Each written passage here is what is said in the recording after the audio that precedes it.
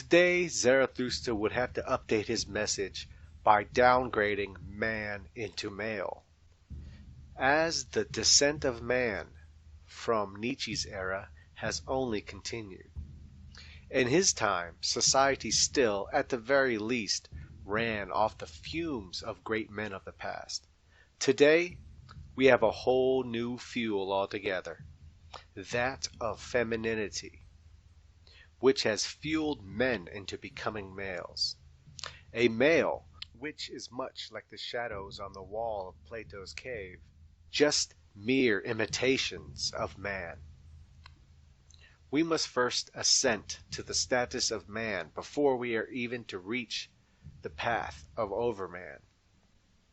Whether we are devolving from Hyperboreans or evolving from monkeys matters not. What matters is we are in a dark age. And I don't just mean civilization as a whole. I mean us as individuals. We are in a self-spiritual dark age.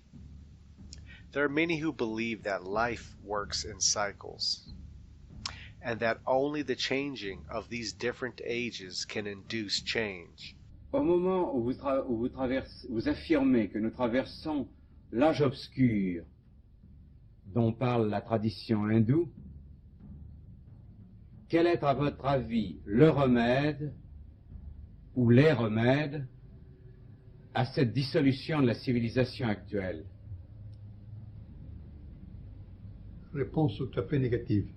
Il n'y a rien à faire. I disagree with this. I believe action induces the change. And we have seen man has been able to harness this action into change many of times throughout history. Our society is a macro expression of our collective selves. So if we deem society sick, it means we are also sick. Which means to cure society, we must first cure ourselves. If we want to live in a golden age, we must exercise the dark age within us. When man seeks to improve at anything, he uses tools of improvement. For example, if you are going to be tested on a subject, and if you wanted to succeed, you would study the subject thoroughly, reading, writing, processing the information.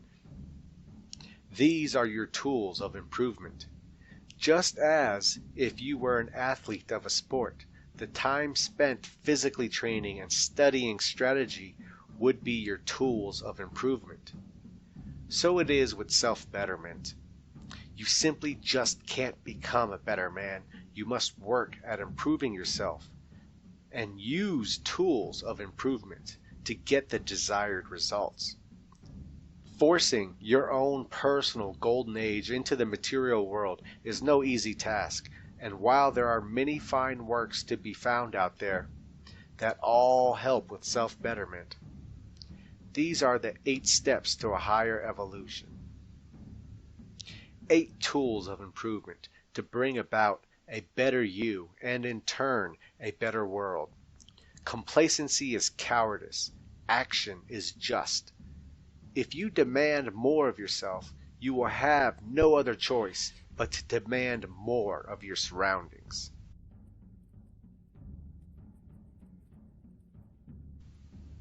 Number 1.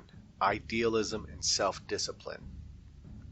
Idealism being the belief in something greater, a goal in life that extends outside of yourself. Is there anything metaphysical that you are truly willing to die for, go hungry for, live uncomfortably for, sacrifice for? Probably not. When you evaluate your values, how high is your idealism? Idealism is our much needed fuel of irrationalism that thrusts our rational selves forward into chaos. And chaos brings about change. The nihilist has nothing to live for, but the idealist has everything to kill for. Our fanatical love of metaphysical ideals are crucial to manifesting thought into action. Make no mistake, the search for true idealism is no easy task. Much too often, people pick ideals like they do a pair of shoes. You must discover a belief that invokes real reaction within you, real enough to have it consume your life.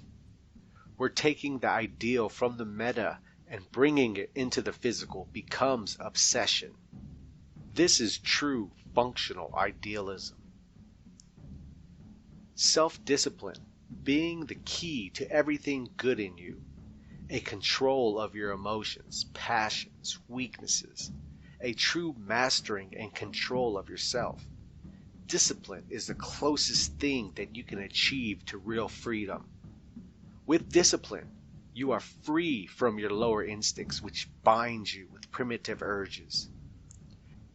Discipline can be improved like a physical muscle. The more you say no, the more it grows. But discipline is not found in the absolute or in the abstinence, but rather in the moderation. To completely indulge yourself is a lack of self-control, but to completely abstain is fear of yourself. Discipline is found in the happy medium, true control of self. Through discipline, you are free to pursue your higher self. Discipline is the foundation of all self-improvement. Number 2, physical and mental purity. Do not gorge on junk food or junk for your mind. If you sabotage yourself by flooding your body with toxins from processed shit foods or visual toxins from junk television, you are depurifying body and mind.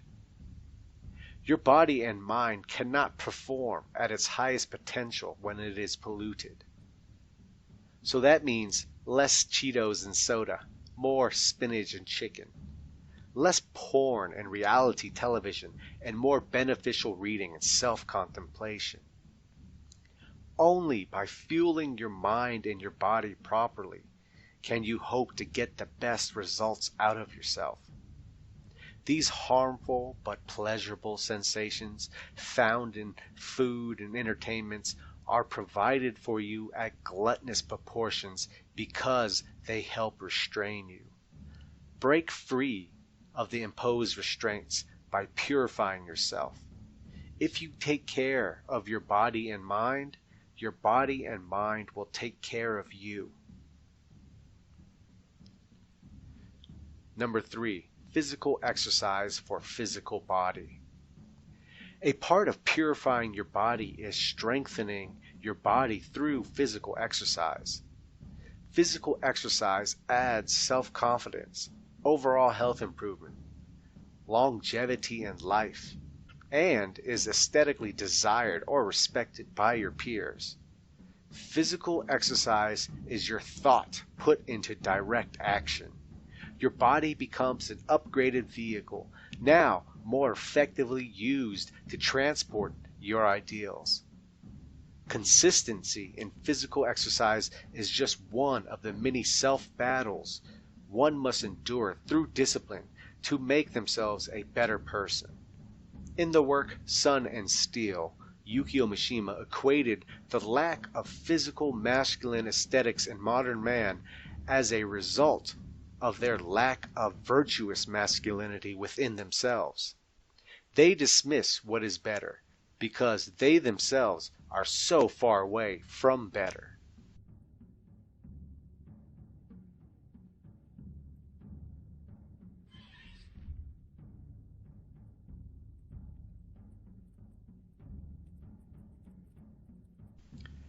Physical strength is crucial in both the meta and physical aspects of your life.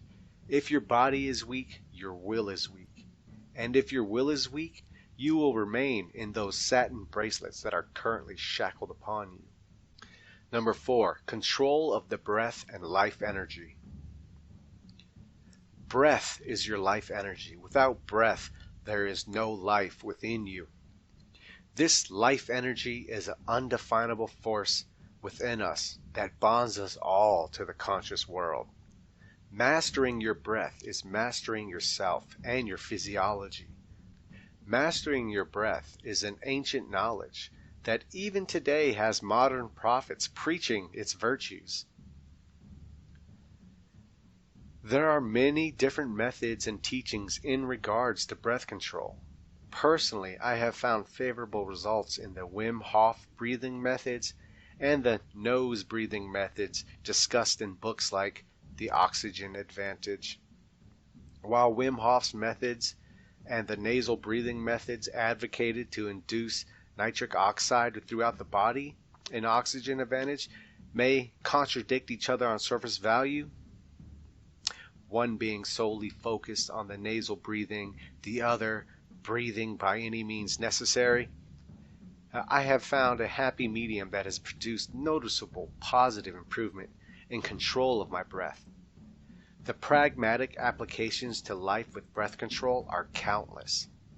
Everything from stressful situations to panic states and in high pressure moments, all can be altered one way or another through breath.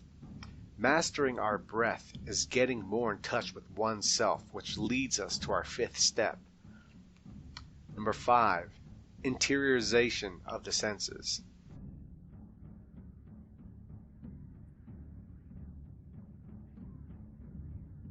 Self-contemplation, long silent hours spent in solitude, examining oneself, your behaviors, your habits, your feelings.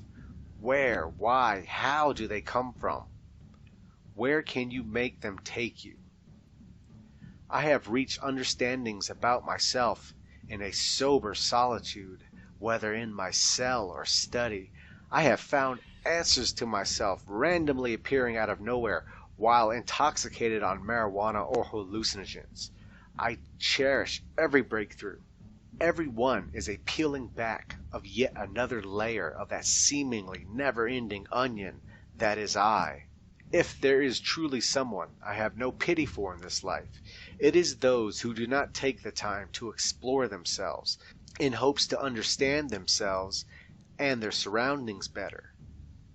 They are truly not worth living. I could provide quote after quote of great thinker through human existence on the importance of self-contemplation. Many of wise men has known we can never become who we aspire to be if we don't even know who we are. You must come to know yourself. You must at times force yourself into solitude and dive into that abyss that is you. Be aware of who you are, so that no man can take advantage of your unawareness. Because people are deficient in inner contemplation, they have filled that void with material trinkets supplied by the very bastards that wish to keep you on the hamster wheel of nihilist materialism and servitude. Number 6, 1-point concentration. Every self-help book worth a damn will try to neuralistically program you to use mental tricks, to rely on them so that they help you improve yourself. One of those mental tricks is 1-point concentration. Do not overburden yourself with many battles, but slay one dragon at a time. Achieve one goal after another. Before you can fly, you must learn to crawl, walk, and run. And you can only do that by focusing on the next step ahead of you, not looking further down the road in disappointment because of the long path still ahead. No. Focus, advance, improve, and overcome. Number 7, cleansing of the subconscious mind. A cleansing of the subconscious mind will result in a healthier conscious mind. We are often harassed with negativity from within ourselves. That little negative voice that tells us we can't or we are unworthy. That self-sabotage that always seems to appear when we are doing our best. Quieting and eventually silencing that inner negativity can be achieved. Methods like meditation, yoga, core imaging, self-contemplation, dream interpretations are among some of the ways to address your subconscious. How do you know if any of those tools of improvement are working on your subconscious? When that inner negativity goes from a voice to a whisper, and when that positive voice becomes the dominating, functioning inner dialogue, then you know you have addressed and repaired the negativity swirling around your subconscious. Number 8, superconsciousness. This is you at your true potential, physically, mentally, and spiritually, in tune with yourself, your surroundings, and your idealism. Now, is it mandatory for all 8 steps to be mastered before change manifests in the world? Of course not. The climb to a better you is a never-ending ascent that is often met with a stumble here and there, but as long as you get back up and continue the climb, you continue to strive for a better you and a better world. As Yukio Mishima said in Runaway Horses, to be thus a man was to give constant proof of one's manliness. To be more a man today than yesterday, more a man tomorrow than today. To be a man was to forge ever upward toward the peak of manhood, there to die amid the white snows of that peak. Simply acknowledging your faults, weaknesses, and lower self is enough to get the wheel of change in motion. But to deny your faults, ignore your weakness, and indulge your lower self is to fool yourself into believing you have already reached the peak. If you choose to remain ignorant of yourself, then it is here at your peak that you will remain. Do you want to live forever?